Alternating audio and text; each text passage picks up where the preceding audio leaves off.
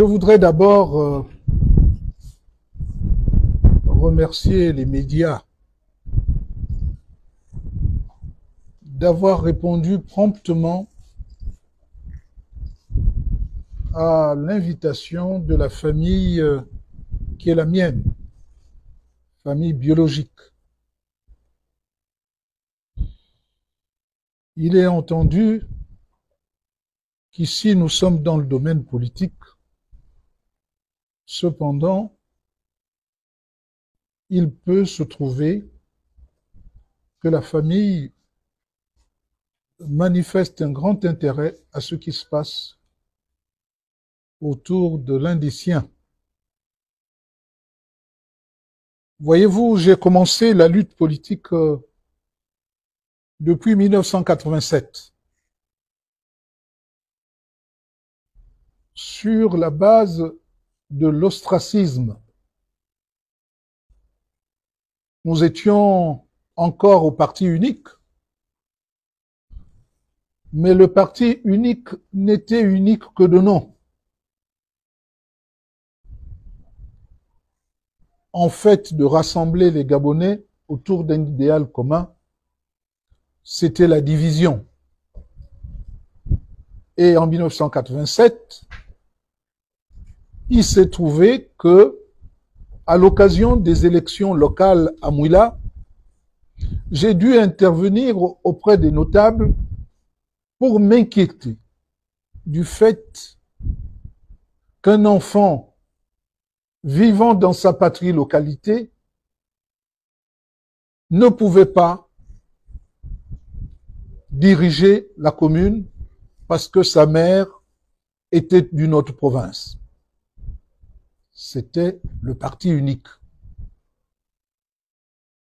Chacun devait être chez soi, mais il fallait être de père et de mère pour prétendre à être député, pour prétendre à être maire, pour prétendre à être président du conseil départemental. Et même ici à Libreville, on n'a pas encore imaginé que quelqu'un qui n'est pas fond de l'estuaire ou gomiéné de l'estuaire puisse accéder à la fonction de maire. C'est un recul par rapport à l'idéal commun qui est de former une nation une et indivisible. C'est comme ça que je suis entré par effraction en politique. Parce que, allant à Mouila me plaindre de cet ostracisme vis-à-vis de mon oncle,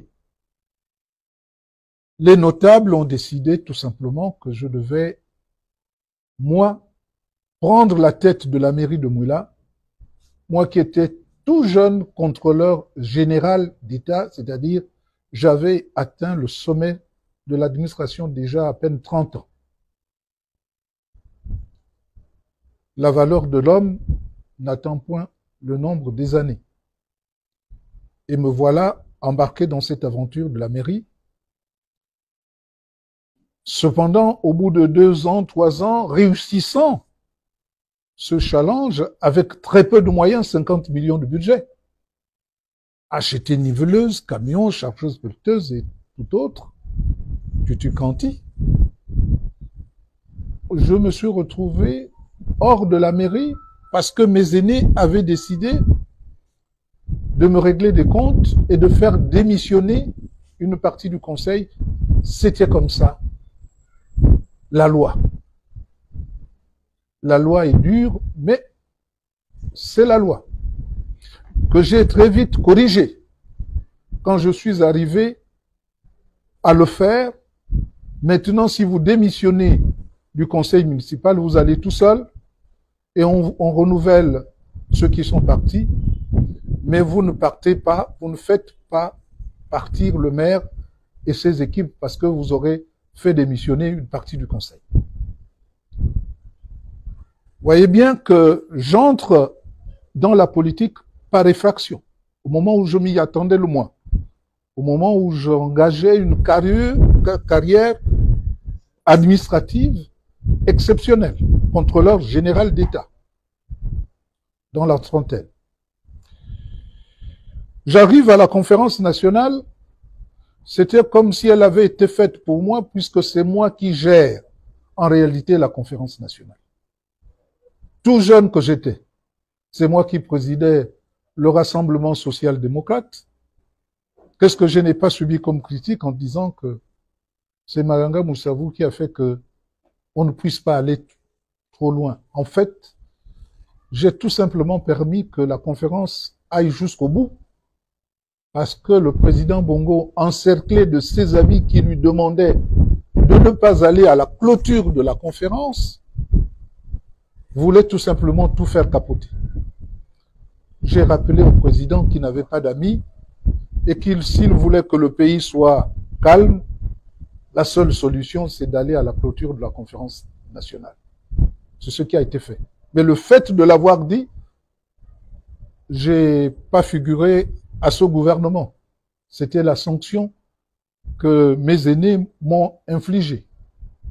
Pour être nommé commissaire général à l'aménagement du territoire, tout en gardant mon parti politique, le fait d'avoir refusé de rentrer au PDG, j'ai encore été sanctionné. Je quitte le commissariat général à l'aménagement du territoire et je rentre dans une sorte de traversée du désert parce que voulant me nommer contrôleur d'État, oubliant que j'ai été contrôleur général, un autre que moi aurait accepté, mais moi j'ai refusé. J'ai écrit une belle lettre au président en disant que si c'est ainsi que vous me remerciez, merci, je préfère aller m'asseoir. Je suis allé m'asseoir en qualité d'inspecteur général des finances, parce que je revenais du Fonds monétaire international. C'est en 1993 qu'il y a des élections qui ont mal tourné, malgré la constitution qui avait été mise en place de façon consensuelle, mais qui était là aussi discriminatoire, parce qu'on voulait écarter les jeunes, et on pensait écarter Omar Bongo le coup suivant, mais il n'avait pas l'âge qu'on lui destinait. Il était encore jeune, il n'avait pas atteint 70 ans, et vous comprendrez que c'est à 71 ans qu'il a mené son dernier combat, en 2005, pour le terminer en 2009. Si je vous parle de ça, c'est parce que vous verrez que ma carrière politique n'est faite que d'à-coups. En 1994, nous avons les accords de Paris. On constitue un gouvernement pour aller au référendum, parce que nous avons corrigé ce qui était à corriger dans la Constitution de 1991, qui était discriminatoire vis-à-vis de certaines personnes et vis-à-vis des jeunes. Or, une Constitution doit être impersonnelle et non discriminatoire. C'est la Constitution de 1995, révisant celle de 1991, où nous avons expurgé des mesures discriminatoires qui ont donné lieu à l'acceptation par la population de ces dispositions souhaitées, étudiées, élaborées à Paris et où le peuple gabonais s'est prononcé sans tiraillement parce que nous voulions asseoir la démocratie.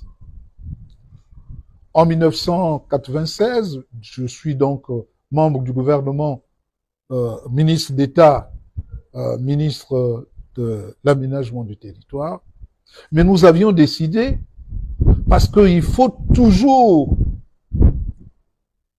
respecter la parole donnée, il fallait toujours respecter la population. Quand la population va à un référendum, décide de quelque chose, il faut absolument que l'on puisse respecter ce qu'on a ensemble élaboré. Le président Bongo a vu que commencer par les locales, ça pouvait le défavoriser. Alors, il a demandé à inverser le calendrier. Certains membres de l'opposition au sein de ce gouvernement ont accepté. Moi, je ne l'ai pas accepté du tout. J'ai dit on devait commencer par les locales, puis terminer par les législatives. Or, on a commencé par les législatives pour terminer par les locales.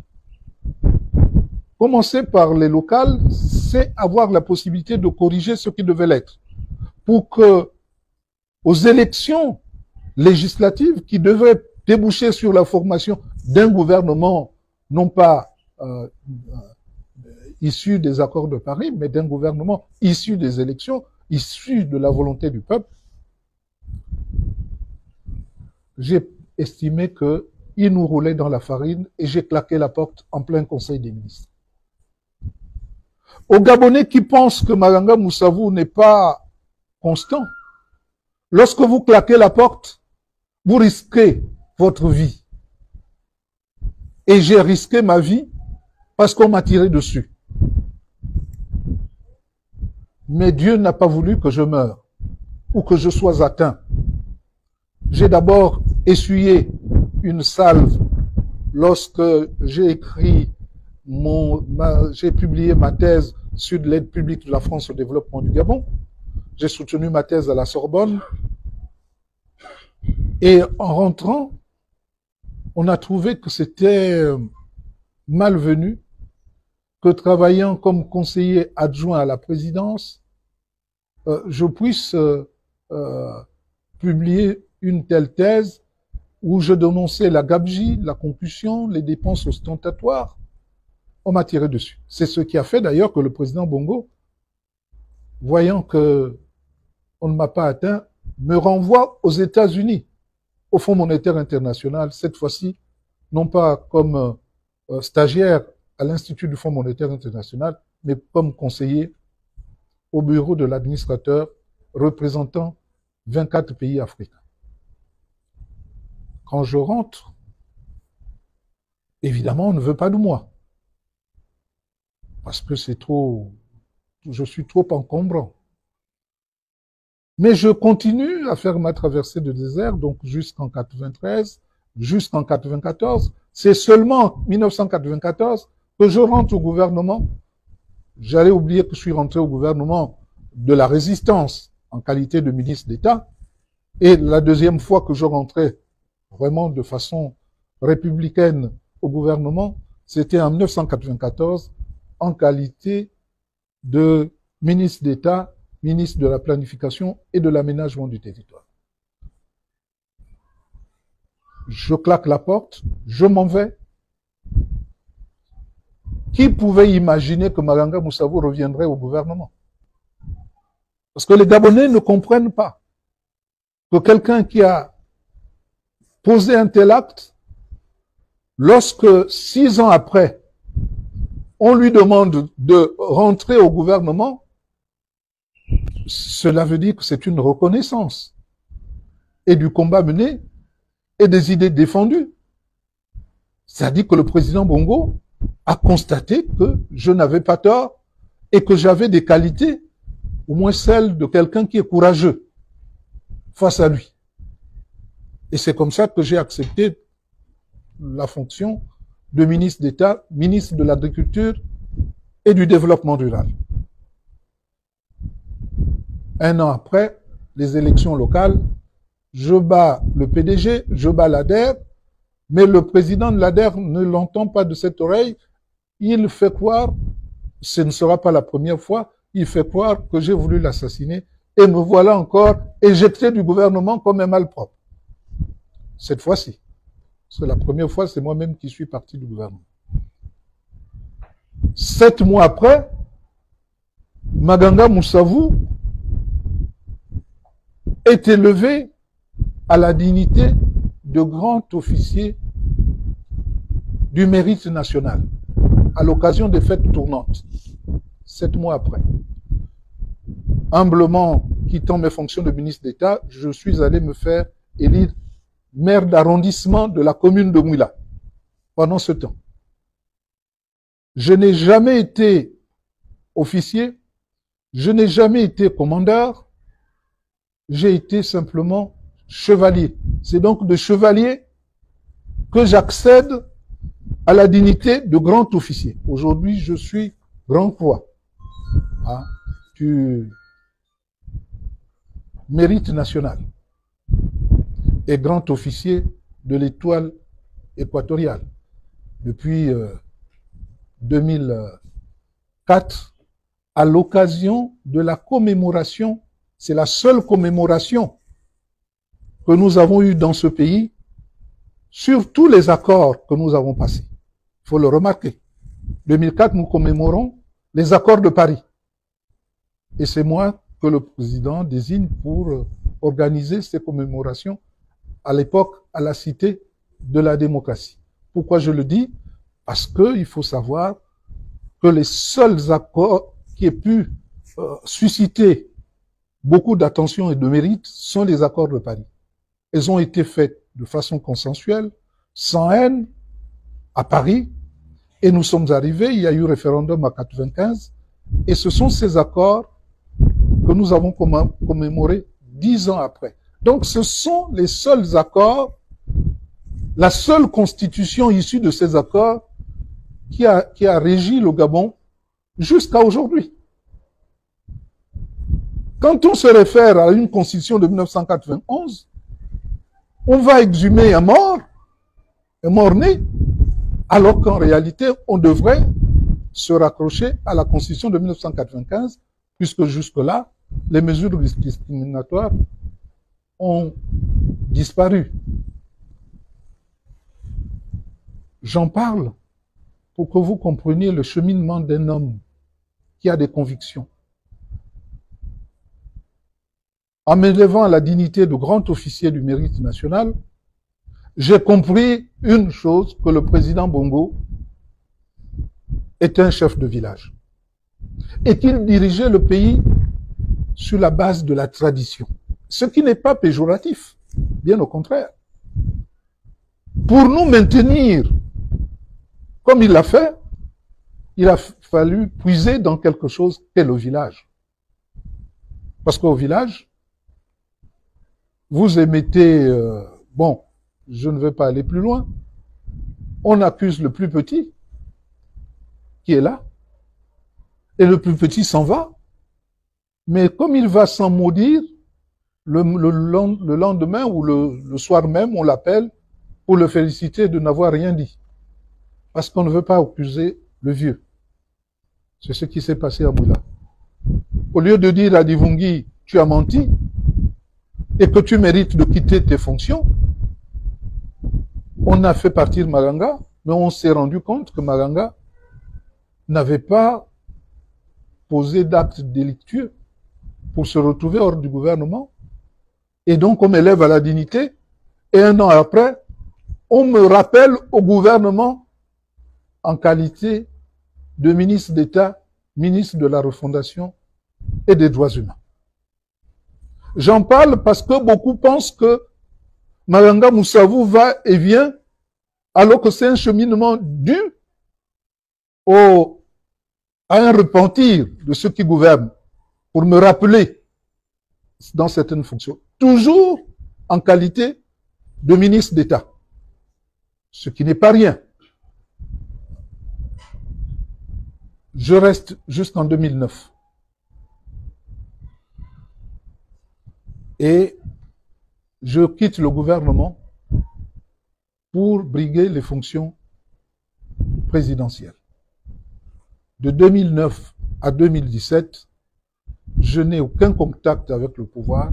C'est en 2017, à l'issue des accords d'Akanda, que j'ai été appelé à la fonction de vice-président de la République sans que j'aie demandé quoi que ce soit. Paraît que c'est une fonction qui était symbolisée par une certaine opposition. Étant de l'opposition, donc on m'a désigné à ce poste. Aujourd'hui, j'ai 72 ans. Je ne vous ai pas dit que en 6 années d'études supérieures, j'ai eu 2 licences, 2 maîtrises, un doctorat, un diplôme de l'Institut du Fonds monétaire international. En 6 ans. Ce qui est quand même un peu exceptionnel. même si ça pouvait se voir, parce qu'au lycée technique, j'étais fier d'être toujours premier de ma classe. Je ne le dis pas par orgueil, c'est pour qu'on connaisse bien l'homme qui ne veut pas de la médiocrité et qui est un travailleur, qui ne s'appelle pas bâtisseur, et pourtant dans sa ville, il a essayé de montrer l'exemple d'un bâtisseur. Bâtisseur non pas en tant que franc-maçon, mais en tant que véritable maçon, c'est-à-dire celui qui veut construire son pays. Et en 1980, à l'Institut du Fonds monétaire international, Michel Boyer du journal Le Monde a écrit que le Gabon était un pays qui avait des finances et qui n'avait pas d'économie. C'est pas faux. Jusqu'à maintenant, nous avons des finances sans économie. Comment voudriez-vous que la jeunesse gabonaise ait du travail s'il n'y a pas d'économie? C'est par le biais de l'économie qu'on multiplie les richesses, qu'on peut créer des emplois. Sans économie, vous pouvez aller construire pour un mois, pour 2 mois, pour 3 mois, pour 6 mois, 2 ans, des bâtisses. Mais après, vous allez dégueuler tous ces jeunes qui ont eu un emploi éphémère au chômage. Pour avoir un travail qui dure, il faut absolument que vous ayez une véritable économie. C'est cette réponse que j'ai essayé de donner à l'Institut du Fonds monétaire international et que j'ai inséré dans ma thèse intitulée « La provincialisation ». J'ai écrit un fascicule de 19 pages, facile à lire, en destination du président de la République, pour que ce dernier en prenne connaissance. Et qu'ainsi, nous soyons en situation d'apporter notre contribution. Parce que c'est bien de critiquer, mais il faut encore proposer. Mais si jusqu'à présent, la provincialisation n'a pas été prise en compte, ce n'est pas faute d'avoir parlé, crié. Ce n'est pas faute d'avoir été sur la montagne et attendre que les gens viennent à moi. C'est parce que le Gabonais est formaté pour la médiocrité. Le Gabonais est formaté pour qu'il n'ait pas besoin de faire des efforts. Si vous avez quelqu'un qui n'aime pas l'effort, qui n'est pas courageux, parce que nos mamans nous interdisent de lever la tête quand vous revenez de France.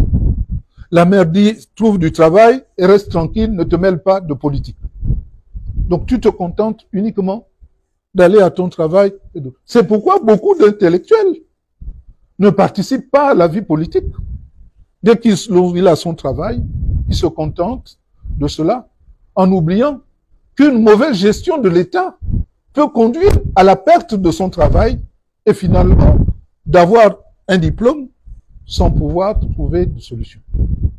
Lorsque je parle du Gabonais, ça n'est pas insultant, c'est une réalité, parce que j'ai toujours dit que pour que notre pays se développe, il faut un certain nombre de critères que chaque Gabonais doit pouvoir s'approprier.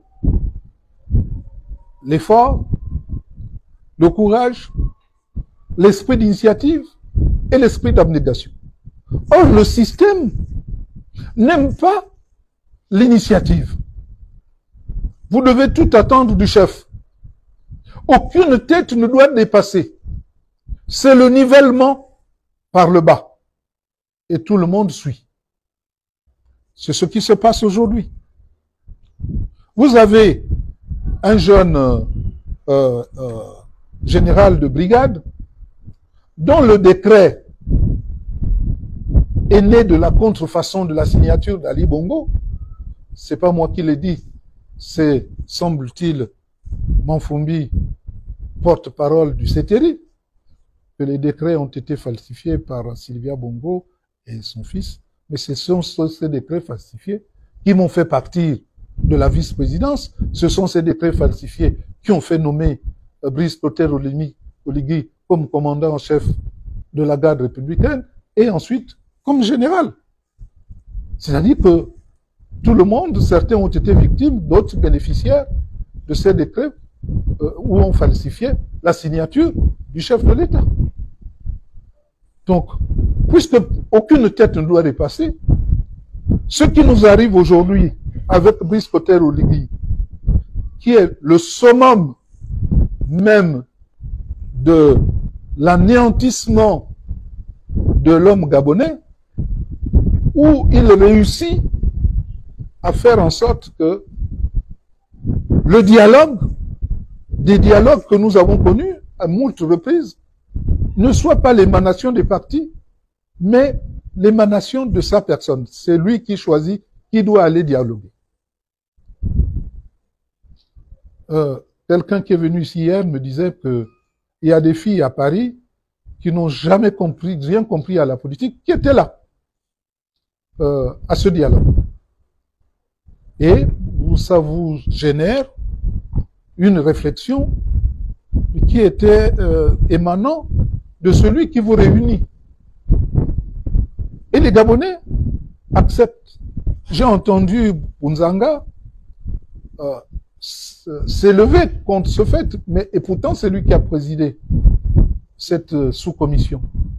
C'est à ce moment-là qu'il aurait dû être vigilant pour ne pas laisser certaines choses se faire. J'entends les Gabonais dire « Oh mais comment Mayanga Moussavou ne va pas être candidat? Il a l'expérience. Il a la forme. » Je veux dire que, pas dit il pète la forme, parce que ce serait trop prétentieux, personne ne pète la forme. Mais je semble être en forme, attesté par les examens médicaux, puisqu'il y a une commission médicale. Quand vous avez une commission médicale, mais vous ne pouvez pas dire à quelqu'un, tu ne peux pas être candidat parce que tu as 72 ans. Cette décision est une décision politique pour écarter ses adversaires. Mais si tu veux être président de la République, affronte tes pires adversaires. On verra comment tu vas t'en sortir. On t'a mis en indisponibilité, comme il dit lui-même. Bon, c'est bien. Bien, encore faut-il que cette mise à disposition, cette mise en disponibilité te permette de rencontrer d'autres Gabonais, de confronter tes idées à d'autres Gabonais et t'enrichir de ces idées. Et peut-être de nouer des liens qui permettront de conduire ensemble. D'abord, c'est pas en excluant certains, parce que ils ont des idées, et toi tu n'en as pas, qu'il faut absolument qu'on en arrive là. Quand hier, je disais aux Gabonais que ce qui se fait n'est pas bien, je dis, mais c'est lui, il parle pour lui. Mais je n'ai jamais parlé pour moi.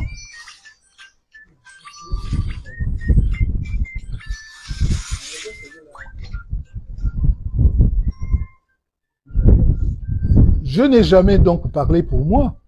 Je parle pour que nous ayons des institutions fiables. Je parle pour que nous ne soyons pas dans la situation où nous sommes aujourd'hui ridicules. Les autres nous trouvent mollassons. Les autres Africains estiment que les Gabonais c'est un drôle de peuple qui accepte tout, qui ne dit rien, qui, même si on lui dit de faire des choses qui n'ont pas de sens, il accepte de le faire. Est-ce que le fait d'avoir expurgé en 1994 l'âge concernant les moins jeunes et les jeunes est-ce que ça a été une mauvaise chose?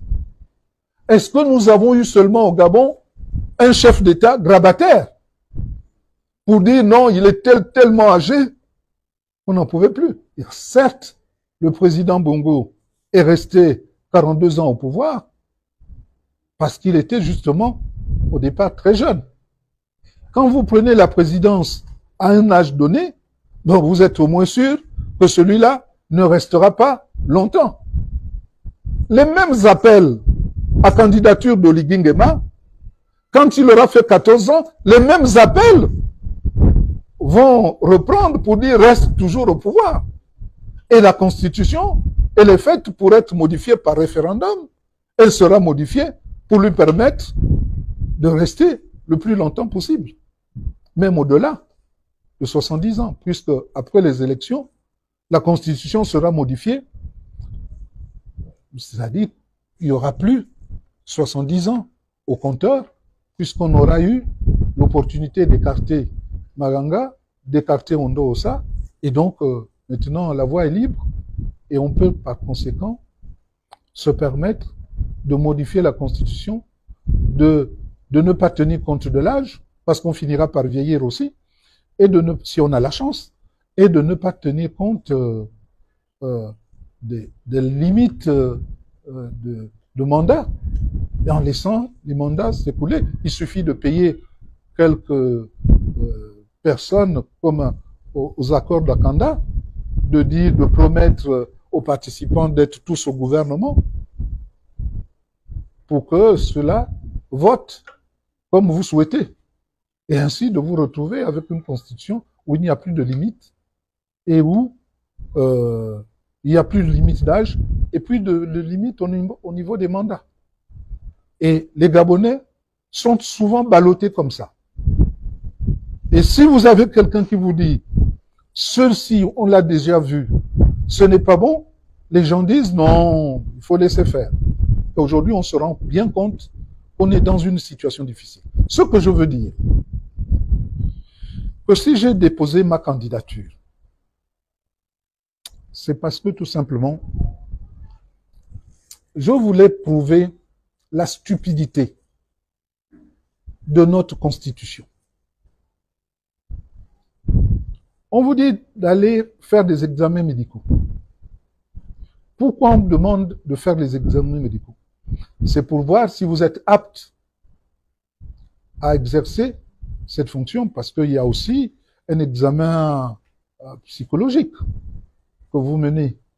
On voit si vous êtes moralement apte, si vous êtes physiquement apte, et donc, ensuite, on vous déclare apte. On fait des examens sur le sida. Beaucoup ne veulent pas, certains ne veulent pas des examens sur le sida parce qu'ils ont peur qu'on découvre qu'ils ont le sida, mais c'est pas grave. On n'est pas obligé de le faire. C'est-à-dire qu'on peut diriger le pays même avec le sida, puisque le sida, il suffit de bien suivre, ça ne tue plus. On voit beaucoup de gens pantelants ayant le sida et qui vivent leur vie normalement. Donc c'est vous dire que si vous avez une commission médicale et vous parlez de l'âge, c'est vraiment contradictoire. Il faut, ou vous parlez de l'âge et il n'y a pas d'examens médicaux, ou vous parlez des examens médicaux et il n'y a pas un problème d'âge. Donc ce faisant, ce qui se passe, ce que je voudrais dire, c'est que nous sommes ici dans le domaine politique. C'est pas du droit. Il y a des exemples de par le monde. Je ne parlerai pas des exemples autour de nous, où nous avons des chefs d'État avec une population beaucoup plus importante que la nôtre, et qui tiennent la route, et qui ont un certain âge, ou un âge certain. Donc, si c'est par la politique qu'on a exclu Maganga Moussavou, c'est par la politique qu'on va intégrer Maganga Moussavou comme candidat à l'élection présidentielle. Je ne ferai pas de recours, parce que le recours auprès de la Cour constitutionnelle est un recours qui va nous amener à nous faire débouter parce qu'il va s'appesantir sur le droit. Or, en appelant le président de la République à réfléchir, la politique primant le droit, pour ceux qui ne comprennent pas, ils vont dire, oui, la Constitution dit il faut un certain âge. Il faut savoir que la politique prime le droit. Le politique prime le droit. Autrement dit, si le président Oligui Nguema, en réfléchissant, comprenait que la présence de Malanga dans un débat est important, vous apprendrez que je suis candidat. Donc ne vous étonnez pas si par extraordinaire, malgré l'âge, Malanga est candidat, puisque c'est une décision politique qui a fait qu'on m'exclut. C'est une décision politique qui fera qu'on m'intègre dans ceux qui devraient compétir. Maintenant, s'il ne comprend pas le message d'aujourd'hui, libre à lui de se retrouver tout seul avec un score de 99 ou 98 ou 96% qu'on lui prédit. Mais avec sans péril, on triomphe sans gloire. Et avec un taux d'abstention jamais égalé. Parce que si les Gabonais ne trouvent pas un intérêt et estiment que c'est pas la peine de se déplacer, il a déjà gagné, il est sûr et certain qu'on aura des coins et recoins du Gabon où les gens ne vont pas se déplacer inutilement, sachant qu'il n'y a pas de compétition. Donc il a intérêt à intégrer Malanga Moussaoui. Alors, à l'opposé de mes amis, dont Ondosa qui a préféré rester en dehors du Gabon en disant qu'il n'y aura pas d'élection, je souhaite comme lui qu'il n'y ait pas d'élection. Mais je suis pragmatique. Si demain, on disait que tous ceux qui ont déposé les candidatures peuvent compétir, alors ceux qui n'ont pas posé de candidature ne pourront plus, à ce moment, rallier l'équipe. Si demain, on devait reculer les dates pour des raisons pratiques, parce que les dates choisies vont à l'encontre de l'UNESCO, vont à l'encontre de nos enfants et vont à l'encontre du climat. J'ai vu qu'on a nommé ministre en charge du climat, en oubliant que au mois d'avril, on peut avoir de ces pluies diluviennes. Tout cela peut amener quelqu'un à se dire il vaut mieux qu'on recule les dates. Mais cela n'empêche pas que l'on dépose sa candidature. Donc, tout à l'heure, j'irai au ministère de l'Intérieur prendre les raisons que je connais déjà de ne pas être sur la première liste. Mais je sais que le premier point, c'est l'âge. Je vous ai dit que l'âge étant politique, c'est un obstacle mené pour des raisons politiciennes, et c'est les politiques qui doivent trouver la solution. Moi, je dis tout simplement que je préfère que quelqu'un soit dans la course plutôt que le contraindre à être contre le pouvoir et à prendre des dispositions pour que les choses n'en restent pas là. Moi, je ne suis pas de ceux qui disent on entendra parler de moi. Je voudrais qu'on travaille ensemble ce pays. Mais pour travailler ensemble, il faut avoir du respect pour l'autre, accepter l'autre, même dans le combat, mais pas le écarter par des artifices comme l'âge. Ça, je n'accepte pas, et c'est ce qui peut me pousser peut-être à des extrêmes, à des extrémités que je ne souhaiterais pas, que j'ai jamais souhaité, parce que contrairement à d'autres qui se proclament bâtisseurs d'aujourd'hui, moi j'ai toujours construit et bâti pour que le peuple gabonais puisse en profiter du mieux qu'il peut. Donc, c'est des raisons politiques. C'est le politique qui prime le droit, retenez-le. Et donc, c'est le politique qui peut trouver des solutions malgré la Constitution. Je vais aller, je l'espère demain, ou au plus tard mercredi, prendre ma caution pour aller la déposer. Et j'attendrai pour que le vin soit bu jusqu'à la lie.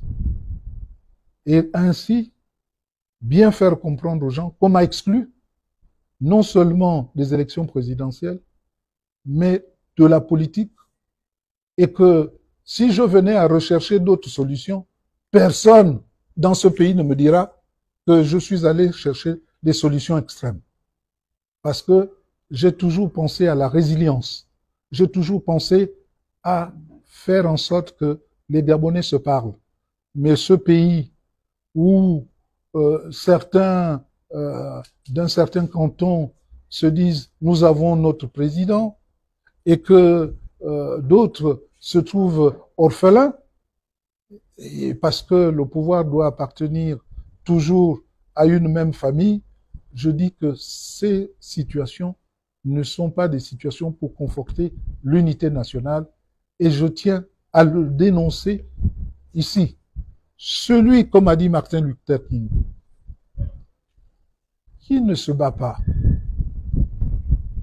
pour la justice, c'est un homme mort. Et il meurt parce qu'il ne se bat pas pour ce qui est vrai, parce qu'il ne se tient pas du côté de ce qui est vrai. Et malheureusement, le Gabon meurt parce que le peuple gabonais ne se bat pas pour la justice, pour la vérité. Et nous sommes dans le faux, et nous devons demeurer dans le faux. Mais dans le faux, on ne va nulle part. Quand j'étais jeune fonctionnaire du ministère de l'économie et des finances, je participais aux travaux pour recevoir le Fonds monétaire international. Mais je voyais les responsables falsifier les chiffres pour que le Fonds monétaire international soit content du Gabon. Mais c'était faux.